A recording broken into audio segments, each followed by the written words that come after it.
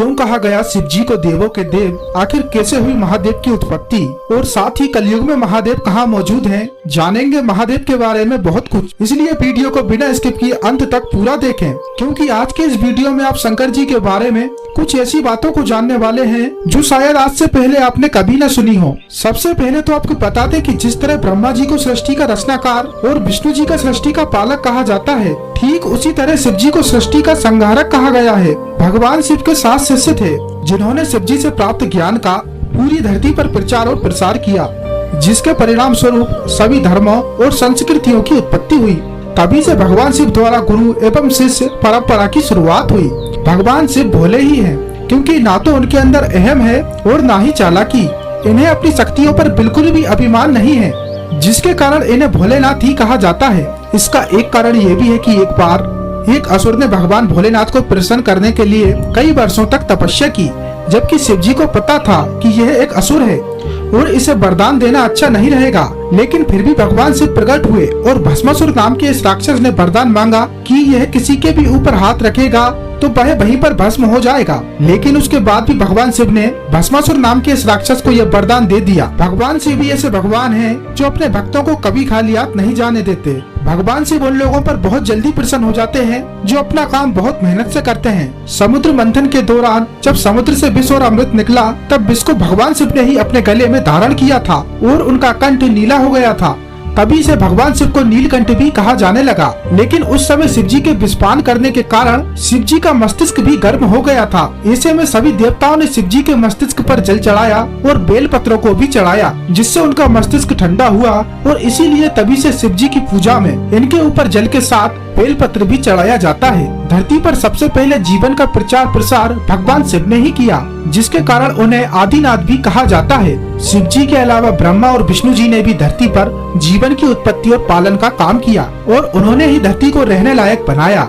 इन्होंने ही धरती पर देवता, दैत्य, दानव, यक्ष और मनुष्य की आबादी को बढ़ाया। भगवान शिव के द्वारा ही सुदर्शन चक्र, पशुपतास्त्र और त्रिशूल का निर्माण किया गया। शिव जी के गले में जो नाग मौजूद है उसे वासुकी नाग कहा जाता है, जो कि नागों में सभी नागों का राजा है। जब आप अपने मुख से हर हर महादेव बोलते हैं तो उसका अर्थ होता है कि आप अपने सभी दोषों को दूर करके परम चेतना को प्राप्त करने वाले हैं। हर हर महादेव के उच्चारण से कमजोर व्यक्ति को भी अपने आप ही ब्रह्मांड में मौजूद शक्तियों का एहसास होने लगता है। भगवान शिव ही ऐसे मात्र देव हैं जो कभी भी गर्भगृह में विराजमान नहीं रहते। इसका एक कारण ये भी है कि भगवान शिव बैरागी हैं। शिव जी के वाहन नंदी को पुरुषार्थ का प्रतीक माना गया है, जिसके कारण नंदी का मुख हमेशा शिवलिंग के सामने ही होता है। इसका एक कारण ये भी है कि नंदी अपनी नजर अपने आराध्य की ओर हमेशा रखते हैं और भगवान शिव को हमेशा ही भक्ति भाव से देखते रहते हैं, जिसके कारण हमेशा ही नंदी का मुख शिवलिंग के सामने होता है। भगवान शिव की उत्पत्ति के बारे में अलग अलग पुराणों में हमें अलग अलग वर्णन देखने को मिलता है। विष्णु पुराण के अनुसार ब्रह्मा जी को एक बच्चे की बहुत जरूरत थी। तभी ब्रह्मा जी ने तपस्या की और तपस्या से अचानक ही उनकी गोद में एक रोता हुआ बालक प्रकट हुआ। जब ब्रह्मा जी ने उस बच्चे से रोने का कारण पूछा तो बच्चा और तेजी से रोने लगा और कहने लगा कि उसका कोई नाम नहीं है, इसलिए वो रो रहा है। तब ब्रह्मा जी ने उस लड़के का नाम रुद्र रखा, जिसका मतलब होता है रोने वाला। लेकिन शिव जी तब भी चुप नहीं हुए, इसलिए ब्रह्मा जी ने उनको दूसरा नाम दिया। लेकिन दूसरा नाम भी उन्हें पसंद नहीं आया और वे फिर भी चुप नहीं हुए। इस तरह ब्रह्मा जी ने शिव जी को रुद्र, सर्व, भाव, उग्र, भीम, पशुपति, ईशान और महादेव ये नाम दिए। ये 8 नाम ब्रह्मा जी द्वारा ही शिव जी को धरती पर दिए गए थे।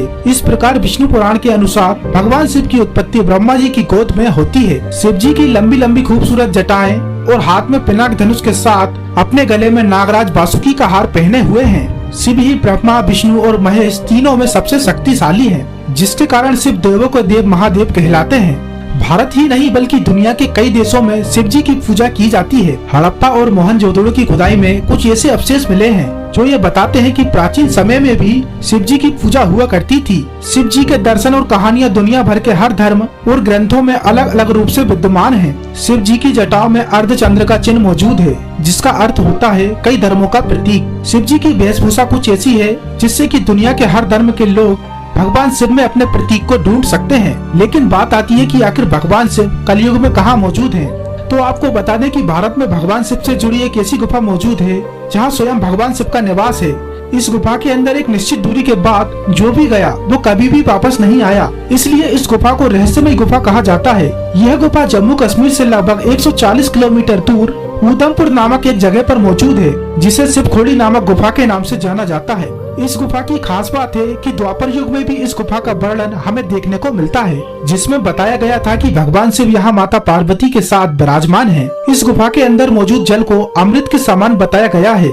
कहा जाता है कि प्राचीन समय में साधु संत और महात्मा इस गुफा में पानी की मदद से ही तंत्र मंत्र और साधनाओं की प्राप्ति कर लेते थे। कई ऐसे साधु भी थे जो इसी जल को पीकर हजारों सालों तक जिंदा रहा करते थे, लेकिन आज भी हम इस बात से अनजान हैं। कहा जाता है कि इस गुफा के अंदर मौजूद शिवलिंग खुद से ही प्रकट हुआ था, जो कि देखने में पूरी तरह से प्राकृतिक दिखाई देता है। शिव जी के द्वारा अमरनाथ गुफा में माता पार्वती को जो ज्ञान दिया गया, उस ज्ञान की आज भी कई शाखाएं हैं। विज्ञान भैरव तंत्र एक ऐसा तंत्र है जिसमें शिव जी के द्वारा माता पार्वती को बताए गए 112 सूत्रों को शामिल किया गया है। अगर रुद्राक्ष माला में भगवान शिव के किसी मंत्र का जाप किया जाए तो पल भर में ही आपके सभी काम बन सकते हैं। विवाह से पहले भगवान शिव ने एक बार माता पार्वती की परीक्षा ली और शिव जी एक ब्राह्मण का वेश धारण करके माता पार्वती के यहाँ भिक्षा के लिए पहुँचे, और फिर उन्होंने माता पार्वती से पूछा कि आखिर वह शिव जी से ही क्यों विवाह करना चाहती हैं, जिसका ना तो आज का पता है और ना कल का, जिसके पास कुछ भी नहीं है। तब माता पार्वती क्रोधित हो गई और उन्होंने कहा कि वो शिव जी के अलावा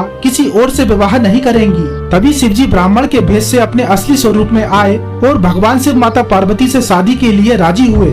श्रीमद् भागवत के अनुसार एक बार विष्णु और ब्रह्मा जी अहंकार के बस में आकर खुद को श्रेष्ठ बताते हुए लड़ रहे थे कि तभी एक खम्भे से भगवान शिव की उत्पत्ति हुई। लेकिन शिव जी के बारे में ऐसा भी कहा गया है कि भगवान शिव खुद से ही उत्पन्न हुए हैं, अर्थात इनकी उत्पत्ति नहीं हुई है, मतलब जिनकी ना तो कोई उत्पत्ति है और ना ही कोई अंत, और भगवान शिव अजर अमर और अविनाशी हैं। वैसे दोस्तों, शिव जी के बारे में आपकी राय क्या है, कमेंट सेक्शन में जरूर बताएं। अगर वीडियो अच्छा लगा हो तो वीडियो को लाइक और कमेंट में हर हर महादेव जरूर लिख दें।